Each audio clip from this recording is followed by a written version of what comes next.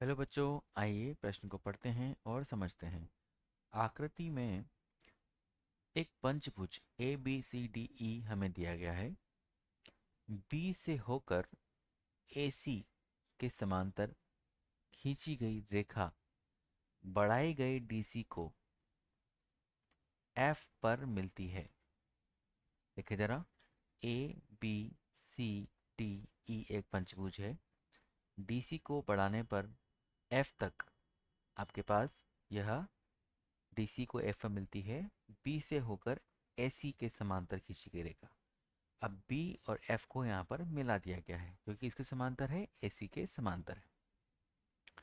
तो हमें दर्शाना है कि त्रिभुज ए सी बी का क्षेत्रफल त्रिभुज ए सी एफ के क्षेत्रफल के बराबर है।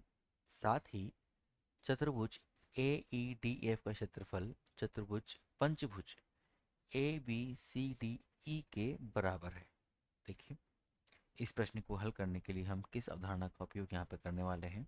सबसे पहले मुख्य अवधारणा। मुख्य अवधारणा मुख्य अवधारणा कहती है कि एक ही आधार तथा दो समांतर रेखाओं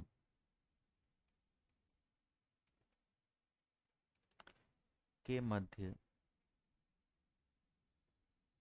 बने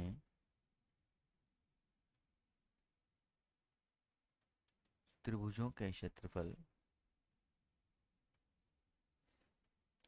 आपस में बराबर होते हैं।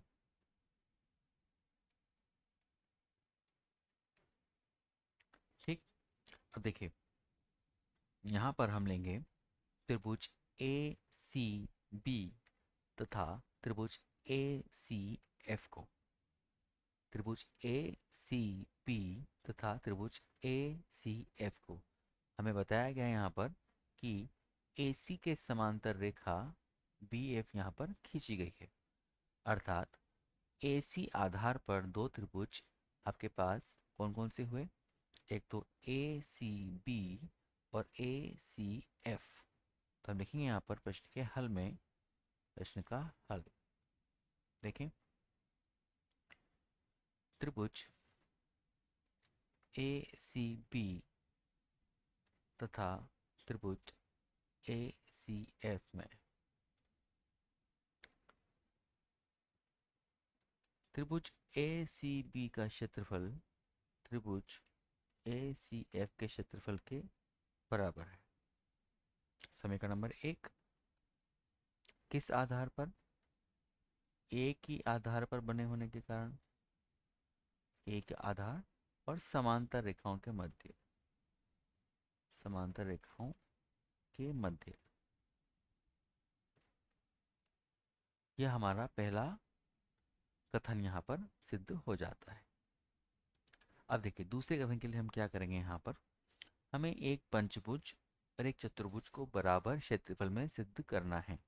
तो हम इन दोनों ए सी बी और ए सी एफ के लिए देखें, अगर हम ए सी डी ई को आप क्षेत्रफल दोनों पक्षों में बराबर जोड़ दें तो क्या होगा? समीकरण एक के दोनों पक्षों में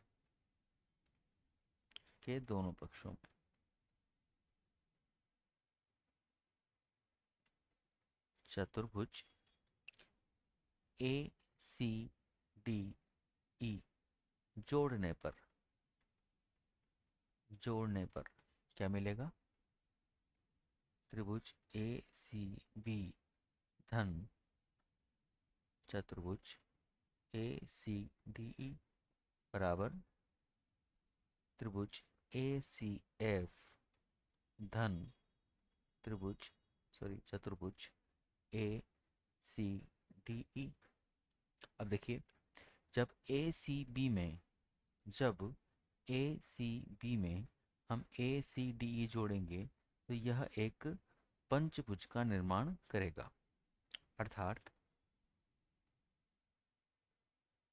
पंचभुज इस तरीके से पंचभुज A B C D E बराबर, अब देखिए, और त्रिभुज ए सी ई के अंदर जब हमने इस चतुर्भुज को जोड़ा तो यहाँ पर ए एफ डी ई या ए ई डी एफ चतुर्भुज बनेगा, अर्थात चतुर्भुज ए ई डी एफ।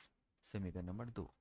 समीकरण नंबर 1 और 2 के कथन ही हमें सिद्ध यहाँ पर करने थे, तो इति सिद्धम। मुझे आशा है बच्चों आपको ये प्रश्न समझ में आया होगा। धन्यवाद।